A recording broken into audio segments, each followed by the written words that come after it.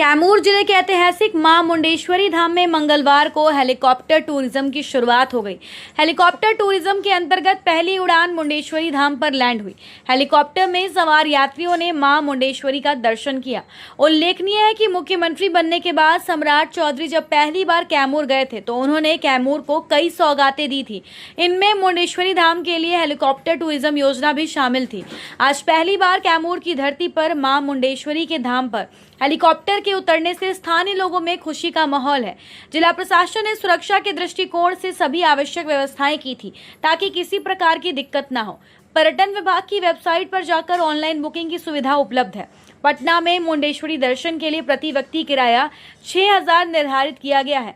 इस अवसर पर पटना के यात्री सचिन ने बताया कि मुंडेश्वरी धाम को कैसे विकसित किया जाए और यहाँ के आसपास के लोगों को रोजगार कैसे, इस पर विशेष ध्यान दिया जा रहा है। बहुत जल्द इसे यूनेस्को विश्व धरोहर स्थल घोषित कराने का प्रयास किया जाएगा, जिससे देशी नहीं विदेशी पर्यटन को भी बढ़ावा मिलेगा। उन्होंने कहा कि मंदिर के टूटे बिखरे अवशेषों को पुरातत्व विभाग के नियमों के अनुसार सजाने और समेटने का काम भी किया जाएगा।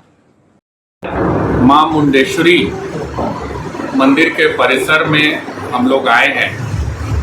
इसकी कई उद्देश्य हैं। एक सबसे महत्वपूर्ण उद्देश्य यह है कि मां मुंडेश्वरी मंदिर के परिसर में बहुत सैकड़ों वर्षों से उसके भग्नावशेष अगल बगल में बिखरे हुए, उनको सजाकर और किस तरह से मंदिर के अगल बगल में उसको मैक्सिमम यूज़ किया जा सकता है ASI के नियमों के अनुसार, उसके हिसाब से हम लोग एक व्यवस्था करेंगे और स्टीलोसिस के माध्यम से जो भी छोटे छोटे अंश उसमें मंदिर में भी उसको पुनर्निर्माण या पुनर्स्थापन में हल्का फुल्का किया जा सकता है। ASI के कानूनों के हिसाब से ASI की सहमति से हम लोग करेंगे। दूसरा उसका इम्पोर्टेंट बात है कि उसके अगल बगल के इलाके को डेवलप करना टूरिज़्म के एस्पेक्ट से।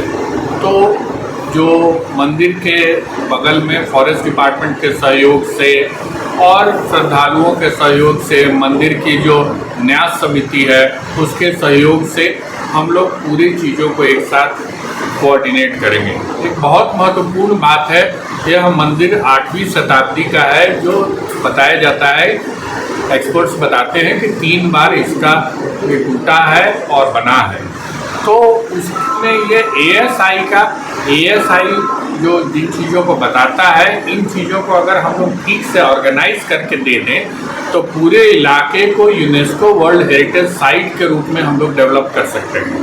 और बहुत यूनेस्को वर्ल्ड हेरिटेज साइट जब भी वर्ल्ड में डिक्लेयर होता है तो वहाँ पर विदेशी और देशी टूरिस्ट का इनफ्लो बहुत बढ़ जाता है। आप लोग जानते हैं कि बगल में बनारस में बहुत ज़्यादा विदेशी टूरिस्ट आते हैं और अब यह साइट मात्र बनारस कलकत्ता एक्सप्रेसवे से 4 किलोमीटर दूर है। यानी कि इसमें जैसे ही वर्ल्ड हेरिटेज साइट होगा तो इसका बहुत अच्छा विस्तार होगा और लोगों को, अगल बगल के लोगों को बहुत अच्छा रोजगार मिलेगा, टूरिज़्म का पोटेंशियल मिलेगा और साथ में बहुत सारे जो प्री हिस्टोरिक पेंटिंग्स हैं अधौरा में, या कल्चरल जो रेलिक्स हैं, या इको टूरिज़्म की संभावनाएं हैं, तेल्हाड़ कुंड या करकटगढ़, इन सबको इससे साथ जोड़ा जा सकेगा।